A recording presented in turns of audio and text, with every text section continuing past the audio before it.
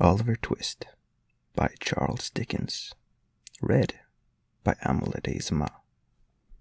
Chapter 3. For a week after the commission of the impious and profane offense of asking for more, Oliver remained a close prisoner in the dark and solitary room to which he had been consigned by the wisdom and mercy of the board. It appears, at first sight, not unreasonable to suppose that if he had entertained a becoming feeling of respect for the prediction of the gentleman in the white waistcoat, he would have established the sage individual's pathetic character, once and forever, by tying one end of his pocket handkerchief to a hook in the wall and attach himself to the other. To the performance of this feat, however, there was one obstacle, namely, that pocket handkerchief, being decided articles of luxury, had been, for all future times and ages, removed from noses of paupers by the express order of the board in council assemble, solemnly given and pronounced under their hands and seals. There was a still greater obstacle in Oliver's youth and childishness. He only cried bitterly all day, and, when the long, dismal night came on, spread his little hands before his eyes to shut out the darkness, and, crouching in the corner, tried to sleep, ever and anon, walking with a start and tremble, and drawing himself closer and closer to the wall, as if to feel even its cold hard surface were a protection in the gloom and loneliness which surrounded him. Let it not be supposed by the enemies of the system that, during the period of his solitary incarceration, Oliver was denied the benefit of exercise, the pleasure of society, or the advantages of religious consultation. As for exercise, it was nice cold weather, and he was allowed to perform his ablutions every night under the pump in a stone yard, in the presence of Mr. Bumble, who prevented his catching cold, and caused a tingling sensation to pervade his frame by repeated applications of the cane. As for society, he was carried every other day into the hall where the boys dined, and there sociably flogged as a public warning and example. And so for being denied the advantages of religious consultation, he was kicked into the same apartment every night at prayer time, and there permitted to listen to and console his mind with a general supplication of the boys, containing a special clause, therein inserted by authority of the board, in which they entreated to be made good, virtuous, contented, and obedient, and to be guarded from the sins and vices of Oliver Twist, whom the supplication distinctly set forth to be under the exclusive patronage and protection of the power of the wickedness, and an article direct from the manufacturer of the very devil himself.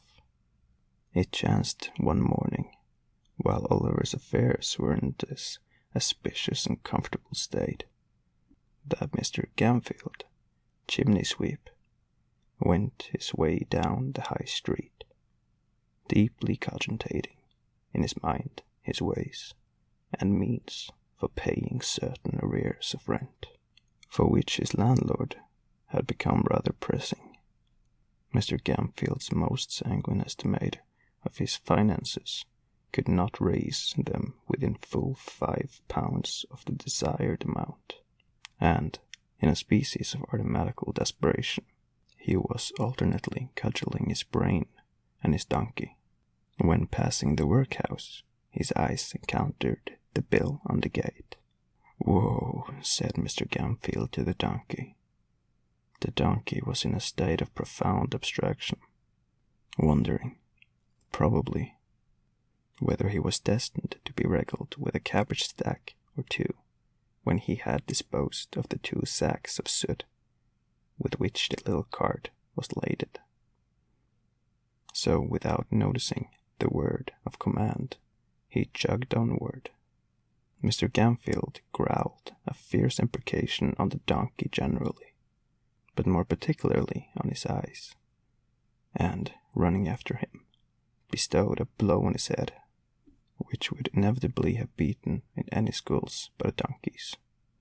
Then, catching hold of the bridle, he gave his jaw a sharp wrench, by way of general reminder that he was not his own master, and by these means turned him round, and then gave him another blow on the head, just to stun him till he came back again.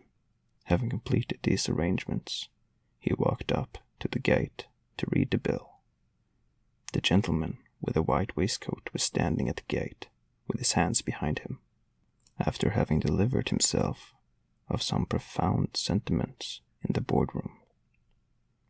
Having witnessed the little dispute between Mr. Gamfield and the donkey, he smiled joyously when that person came up to read the bill, for he saw at once that Mr. Gamfield was exactly the sort of master Oliver Twist wanted.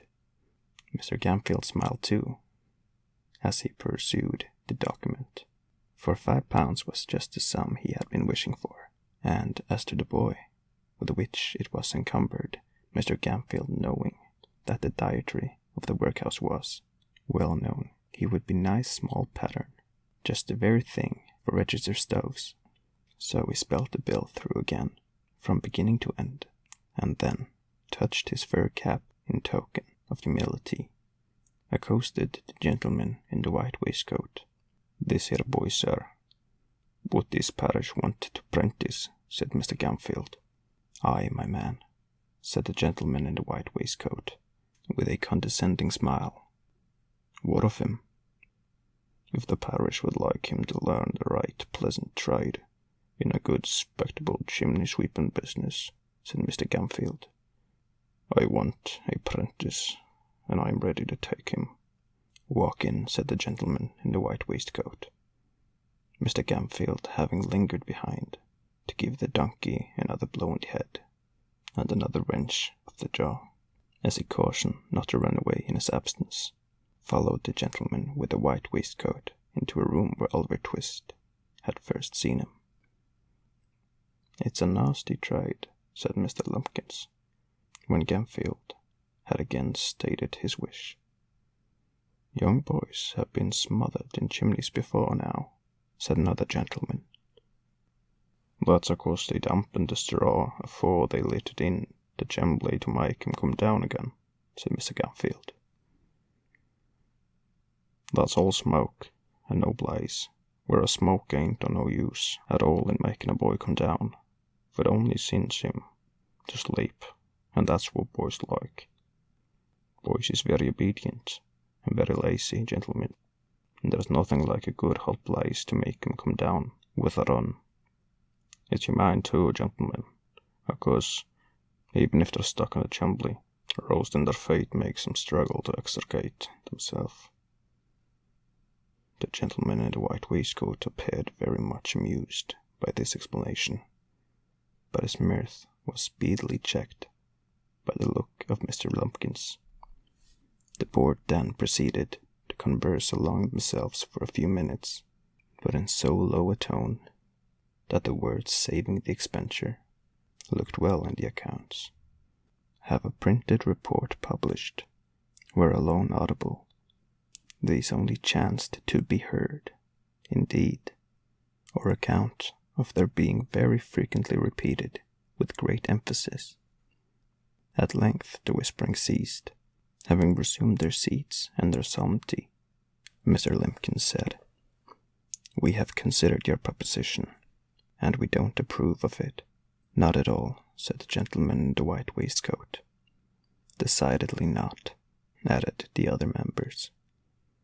As Mr. Gamfield did happen to labor under the slight imputation of having bruised 3 or 4 boys to death already, it occurred to him that the board had, perhaps, in some unaccountable freak, taken it into their heads that this extraneous circumstance ought to influence their proceedings.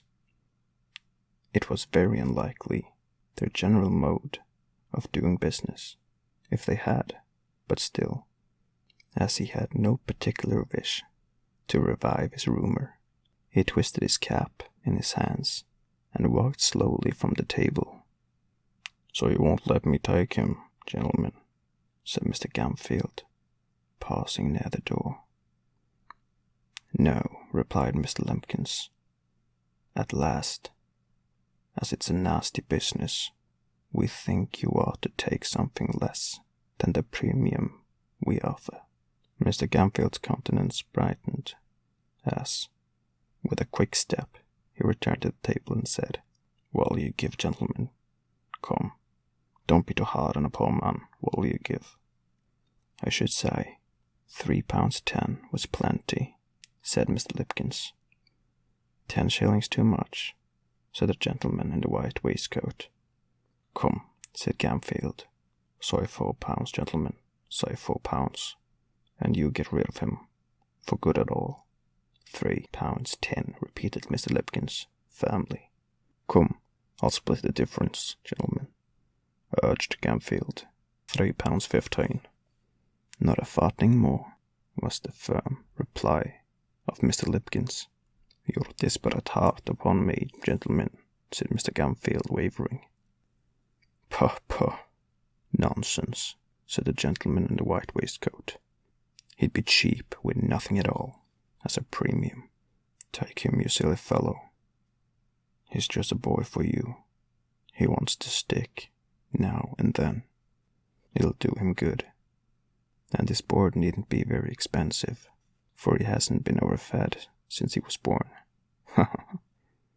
Mr. Gamfield gave an arch look at the faces round the table, and, observing a smile on all of them, gradually broke into a smile himself. The bargain was made. Mr. Bumble was at once instructed that Oliver Twist and his indentures were to be conveyed before the magistrate for signature of approval that very afternoon. In pursuance of this determination, little Oliver, to his excessive astonishment, was released from bondage and ordered to put himself into a clean shirt. He had hardly achieved this very unusual gymnastic performance when Mr. Bumble brought him, with his own 2 hands, a basin of gruel, and a holiday allowance of 2 ounces and a quarter of bread. At this tremorous sight, Oliver began to cry very piteously, thinking, not unnaturally, that the board must have determined to kill him for some useful purpose, or they would never have begun to fatten him up in that way. "Don't make your eyes red, Oliver, but eat your food and be thankful," said Mr. Bumble, in a tone of impressive pomposity. "You're going to be made a prentice of, Oliver." "A prentice, sir?" said the child, trembling. "Yes, Oliver," said Mr. Bumble. "A kind and blessed gentleman, which is so omniparent to you, Oliver, when you have none of your own, are going to prentice you, and to set you in life, and make a man of you, although the expense to the parish is £3.10. £3.10, Oliver. 70 shillings, 146 pence, and all for a naughty orphan, which nobody can't love." As Mr. Bumble paused to take a breath after delivering this address in an awful voice, the tears rolled down the poor child's face, and he sobbed bitterly. "Come," said Mr. Bumble, somewhat less pompously, for it was gratifying to his feeling to observe the effect of his eloquence had produced. "Come, Oliver, wipe your eyes with the cuffs of your jacket, and don't cry into your gruel. That's a very foolish action, Oliver." It certainly was, and there was quite enough water in it already. On their way to the magistrate, Mr. Bumble instructed Oliver that all he had to do would be to look very happy and say, when the gentleman asked him if he wanted to be apprenticed, that he should like it very much indeed. Both of which injunctions Oliver promised to obey, the rather as Mr. Bumble threw in a gentle hint that if he failed in either particular, there was no telling what would be done to him. When they arrived at the office, he was shut up in a little room by himself, and admonished by Mr. Bumble to stay there until he came back to fetch him. There the boy remained, with a palpitating heart, for half an hour, at the expiration of which time Mr. Bumble thrust in his head, unadorned with a cocked hat, and said aloud, "Now, Oliver, my dear, come to the gentleman." As Mr. Bumble said this, he put on a grim and threatening look, and added, in a low voice, "Mind what I told you, you young rascal." Oliver stared innocently in Mr. Bumble's face at this somewhat contradictory style of address, but that gentleman prevented his offering any remark thereupon by leading him at once into an adjoining room, the door of which was open. It was a large room with a great window. Behind a desk sat two old gentlemen with powdered heads, one of whom was reading a newspaper, while the other was perusing, with the aid of a pair of tortoise-shell spectacles, a small piece of parchment which lay before him. Mr. Lumpkins was standing in front of the desk on one side, and Mr. Gamfield with a partially washed face on the other, while 2 or 3 buff-looking men in top hats were lunging about. The old gentleman with the spectacles gradually dozed off over the little bit of parchment, and there was a short pause after Oliver had been stationed by Mr. Bumble in front of the desk. "This is the boy, your worship," said Mr. Bumble. The old gentleman, who was reading the newspaper, raised his head for a moment, and pulled the other gentleman by the sleeve, whereupon the last-mentioned old gentleman woke up. "Oh, is this the boy?" said the old gentleman. "This is him, sir," replied Mr. Bumble. "Bow to the magistrate, my dear." Oliver roused himself, and made his best obedience. He had been wondering, with his eyes fixed on the magistrate's powder, whether all boards were born with the white stuff on their heads, and were boards from thenceforth on that account. "Well," said the old gentleman, "I suppose he's fond of chimney sweeping." "He dotes on it, your worship," replied Mr. Bumble, to intimate that he had better not say he didn't. "And he will be sweeping, will he?" inquired the old gentleman. "If we was to bind him to any other trade tomorrow, he'd run away simultaneously, your worship," replied Bumble. "And this man will be his master? You, sir? You'll treat him well, and feed him, and do all the sorts of things, will you?" said the old gentleman. "When I say I will, I means I will," replied Mr. Gamfield doggedly. "You're a rough speaker, my friend, but you look like an honest, open-hearted man," said the old gentleman, turning his spectacles in the direction of the candidate of Oliver's premium, whose villainous countenance was a regular stamped receipt for cruelty. But the magistrate was half blind and half childish, so he couldn't reasonably be expected to discern what other people did. "I hope I am, sir," said Mr. Gamfield, with an ugly leer. "I have no doubt you are, my friend," replied the old gentleman, fixing his spectacles more firmly on his nose, and looking about him for the inkstand. It was a critical moment of Oliver's fate. If the inkstand had been where the old gentleman thought it was, he would have dipped his pen into it and signed the indentures, and Oliver would have been straightway hurried off.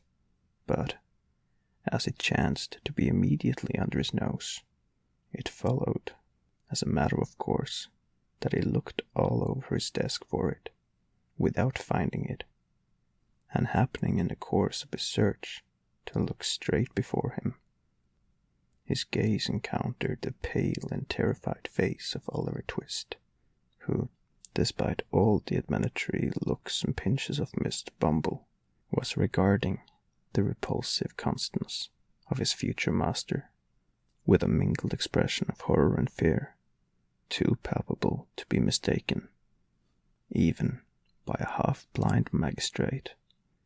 The old gentleman stopped, laid down his pen, and looked from Oliver to Mr. Limpkins, who attempted to take snuff with a cheerful and unconcerned aspect.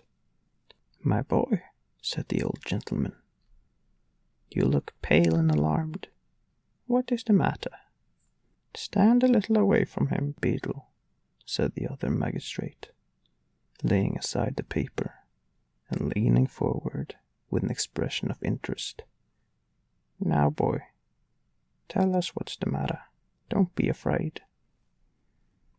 Oliver fell on his knees and, clasping his hands together, prayed that they would order him back to the dark room, that they would starve him, beat him, kill him if they pleased, rather than send him away with the dreadful man. "Well," said Mr. Bumble, raising his hands and eyes with the most impressive solemnity, "well, of all the artful and designed orphans that I ever see, Oliver, you are one of the most bare-faced." Hold your tongue, Beadle," said the second old gentleman, when Mr. Bumble had given vent to this compound adjective. "I beg your worship's pardon," said Mr. Bumble, incredulous of having heard aright. "Did your worship speak to me?" "Yes, hold your tongue." Mr. Bumble was stupefied with astonishment. A beadle ordered to hold his tongue. A moral revolution. The old gentleman with the tortoise-shell spectacles looked at his companion and nodded significantly.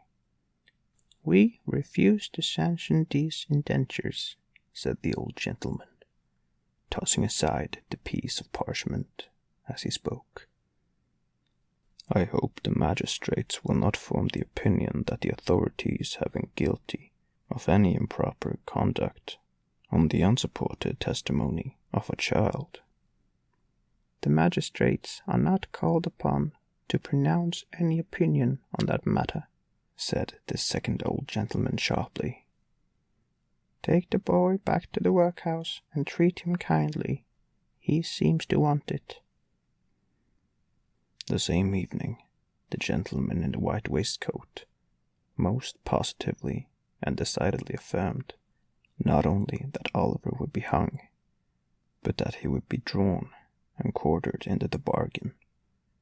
Mr. Bumble shook his head with a gloomy mystery, and said he wished he might come to good, whereunto Mr. Gamfield replied that he wished he might come to him, which, although he agreed with the beadle in most matters, would seem to be a wish of a totally opposite description. The next morning, the public were once informed that Oliver Twist was again to let, and that £5 would be paid to anyone who would take possession of him.